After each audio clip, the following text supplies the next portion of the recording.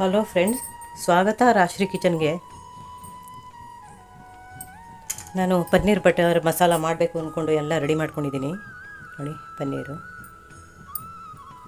ಸ್ವಲ್ಪ ಎಣ್ಣೆ ಹಾಕ್ತಾಯಿದ್ದೀನಿ ಫ್ರೈ ಮಾಡೋಕ್ಕೆ.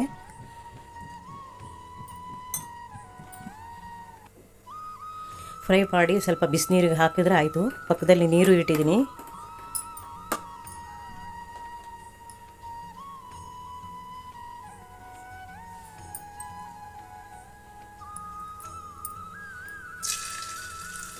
ಇದು ಸ್ವಲ್ಪ ಕಲರ್ ಚೇಂಜ್ ಆದರೆ ಸಾಕು.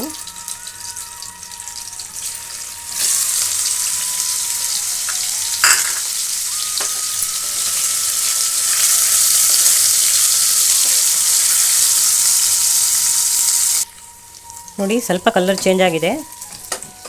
ಎತ್ತಿ ಈಗ ಬಿಸಿ ನೀರಿಗೆ ಹಾಕ್ತೀನಿ ನಾನು.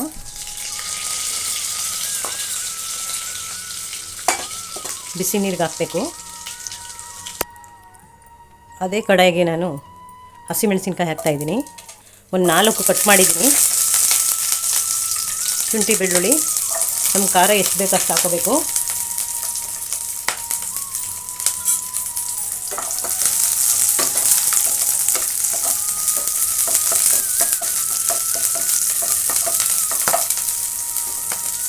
ಈರುಳ್ಳಿ ಬಂದು ಇದು ದೊಡ್ಡದು.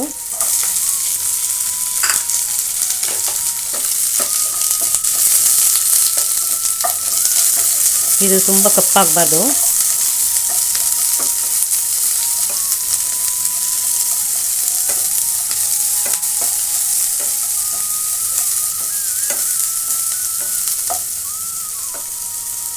ಸ್ವಲ್ಪ ಕಲರ್ ಚೇಂಜ್ ಆದರೆ ಸಾಕು. ಇದು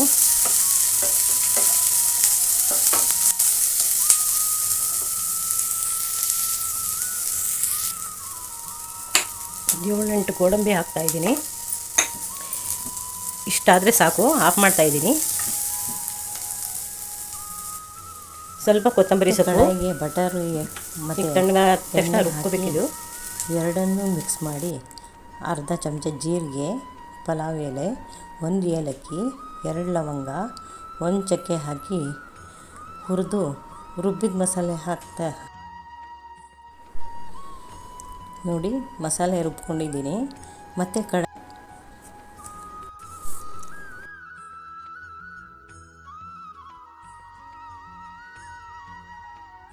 ಪಕ್ಕದಲ್ಲಿ ಬಿಸಿನೀರಲ್ಲಿದ್ದ ಪನ್ನೀರು ತೆಗಿತಾ ಇದ್ದೀನಿ. ಅರ್ಧ ಕಪ್ಪು ಮೊಸರು ಹಾಕ್ತಾಯಿದ್ದೀನಿ. ಚೆನ್ನಾಗಿ ಮಿಕ್ಸ್ ಮಾಡಿಬಿಟ್ಟು ಅದಕ್ಕೆ ಉಪ್ಪು ಹಾಕಿ, ಅರ್ಧ ಚಮಚ ಗರಂ ಮಸಾಲ, ಅರ್ಧ ಚಮಚ ಪೆಪ್ಪರ್ ಪುಡಿ ಹಾಕಿ, ಪನ್ನೀರ್ ಹಾಕಿ 2 ನಿಮಿಷ ಮುಚ್ಚಳ ಮುಚ್ಚಿ ಬೇಯಿಸಬೇಕು. ಕೊನೆಗೆ ಕಸ್ತೂರಿ ಮೇಥಿ ಹಾಕ್ಬಿಟ್ಟು ಚೆನ್ನಾಗಿ ಮಿಕ್ಸ್ ಮಾಡಿ ಸ್ಟವ್ ಆಫ್ ಮಾಡಿ. ಪನ್ನೀರ್ ಬಟರ್ ಮಸಾಲ ಆಗಿದೆ. ನಿಮಗಿದು ಇಷ್ಟವಾಗಿದ್ದಲ್ಲಿ like, share and subscribe. Thank you.